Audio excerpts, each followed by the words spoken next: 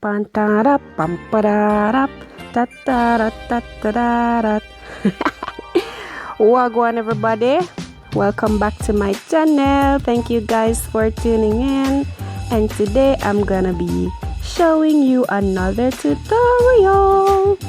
Alright, so I have done one side of my head already, my right side, and I'm going to be replicating what I did on the right side to the left side as well. Alright, so basically today I'm going to be doing a mohawk. So what I'm doing is creating two flat sides, and then I am going to have the middle section in Bantu knots. Well, Bantu knots is the accepted term worldwide, but if you're from Jamaica, you're going to know it as Chiny bump. My hair used to be Chiny bump when I was a little girl. I can remember when my hair was washed. That was one of my favorite things that I enjoyed being done to my hair, because it was quick and easy, and when it's dry my hair was super soft. So it's the first time I'm trying it again since my childhood days. I think it's gonna turn out well. I hope it's gonna turn out well. But let me just explain what I'm doing. So like I said, I want the two sides to be flat because I'm going to be doing a mohawk. I don't want any bulges. So I was thinking of doing everything down to from the front to the back. But then I thought about what I'm going to do with the end. So I came up with the idea of doing some twists, join them into each other, and stop in the middle. And then I'm going to start from the back like that and join them in the middle as well. So I'm using some eco styling gel for the base of my hair, and I'm using some rubber bands that are already oiled so that it glides off the hair easily. And remember, when you're using rubber bands, you have to be careful not to put too much tension on your hair. You have to ensure that your tolerance level is very comfortable when you're using the rubber band. You don't want it to be snagging and pulling at your scalp. If it's too tight, you should be able to pull it out without tearing out your hair, because it shouldn't be that tight. So if you notice what I'm doing right there, that was a bit tight, and I'm just pulling it out a little bit to make it more comfortable. You shouldn't be doing your hairstyle and then you're unable to laugh when you're finished. That's just madness. So like I said, I'm joining all the mini ponytails in the middle. So the first two, join them together, and then the back ones I'm also doing everything and meeting them to that third one right there. Now I also smooth the end with a little bit of styling gel so that it's not frizzy, and I have a smooth transition into each other like that.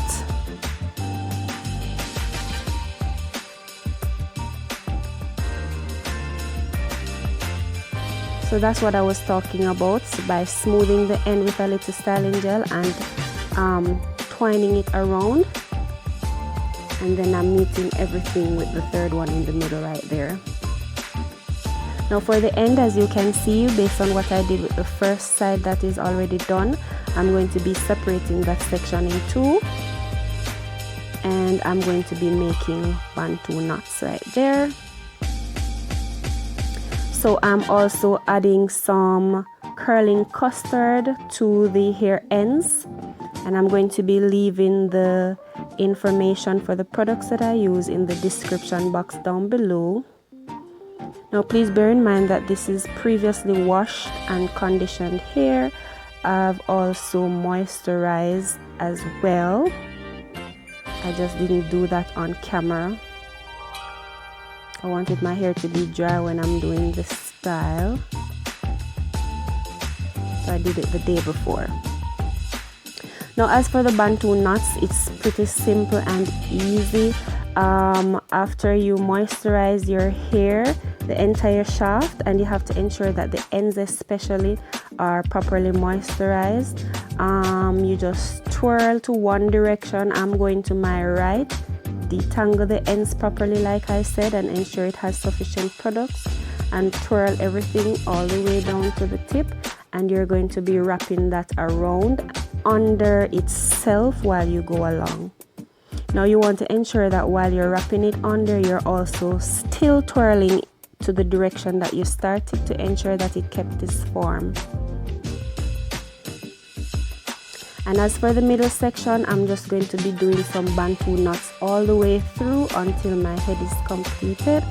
Now if you notice, I'm not using a comb. The part doesn't have to be neat. You just want to ensure that you have a reasonable enough section. I didn't want it to be too small and I didn't want it to be big either, so I used some medium sections. And just doing the same thing that I did before. So you twirl the hair around to one direction, then you wrap it around and under. Ensure that your ends are tucked fully under. Now if you're unable to get your end to stay in place like mine has, what you can do is you can use a bobby pin to hold it in place, or you can just use a rubber band. Maybe wrap it like once or maybe twice just to hold it in place. You don't want it to be too tight so that when you're taking the rubber band out, it interrupts your curls.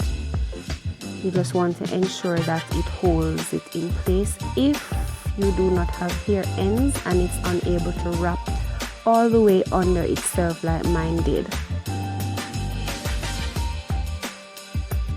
Alright, so I am going to slow this down a little bit and I'm going to show you how I do one of them a little bit slower so that you can, you know, catch on in the event you haven't as yet. So pay keen attention. Like I said, pay attention to the ends, ensure your hair is detangled, and then you're going to just twirl in one direction. I'm going to my right, so twirl around. Then you wrap the hair around under itself so it kind of coils up like a tight coil, and you continue wrapping under itself. Detangle the end as you go.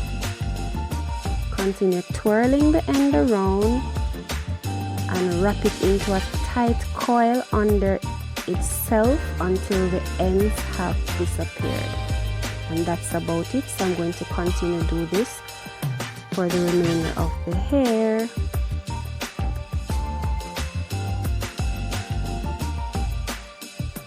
Alright, so once that is done, I'm just going to lay my edges down, and I will allow this to dry overnight because of course, you know, it's bantu knots. Your hair is not loose, so air will not pass through your hair as quickly. You can always sit under dry and wait until it's fully dried, then you take it down, but I prefer to dry mine naturally, and so I will let this sit overnight. Now if you haven't subscribed to my channel as yet, what are you waiting for? You need to go ahead and subscribe to my channel right now. It's super easy and it just takes a couple of seconds. Just hit the subscribe button to your right down below the video, and ensure that you leave a comment down below. Let me know your thoughts on this style. Ensure that you share with a friend, and be sure to hit the notification bell so that you don't miss any of my videos, okay? Alright, so I'm just tying my edges down with a scarf, and of course the scarf protects just your edges, so you want to ensure that you protect the rest of your hair as well.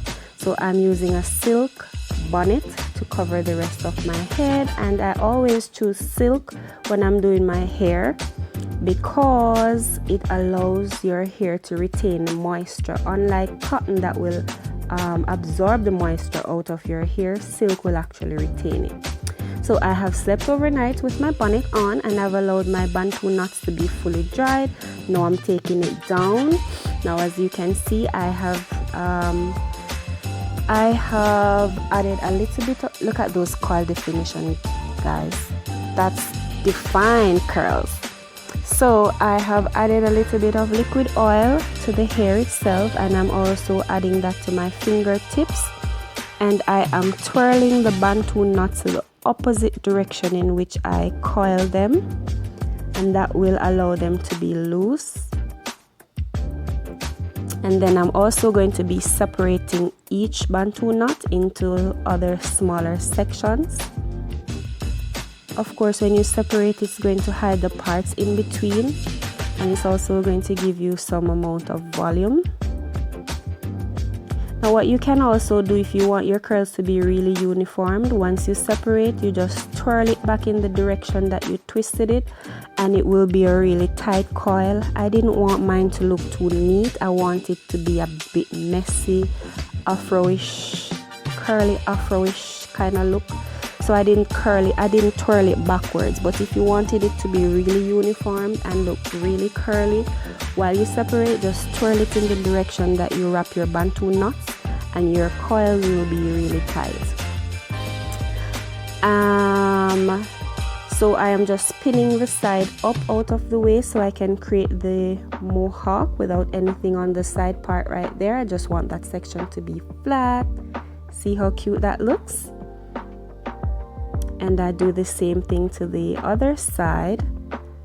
And of course, the pick comb is to add more volume and also to do further conceal the roots further. So you know, if you have some parts still showing the roots, you can just use a pick comb and that will actually hide it. Now for the front section, I want it to be a little bit longer. I want the section that is directly over my forehead to be a little bit longer. I don't know, I just really like when the front part is a bit elongated when I'm doing mohawk styles. And so I'm just going to be, before I do that, I have some gold cuffs here. I'm going to be adding those to the hair to accessorize it.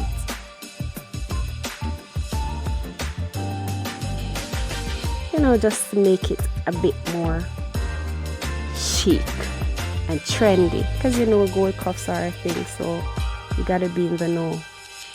And like I said, I'm elongating the front section, so I'm just using a bit more of the curling custard on the ends just to twirl it around and to make them a little bit longer onto my forehead. And this is totally optional. You can use some oil sheen in your hair to give it that sheen, that salon fresh kind of look. And that's it. You just pick it until you get the desired look. Here's the end result. I hope you guys like it. Thank you guys so much for watching my video. Leave your comment down below, and I'll see you in the next one. Be safe, guys. Bye.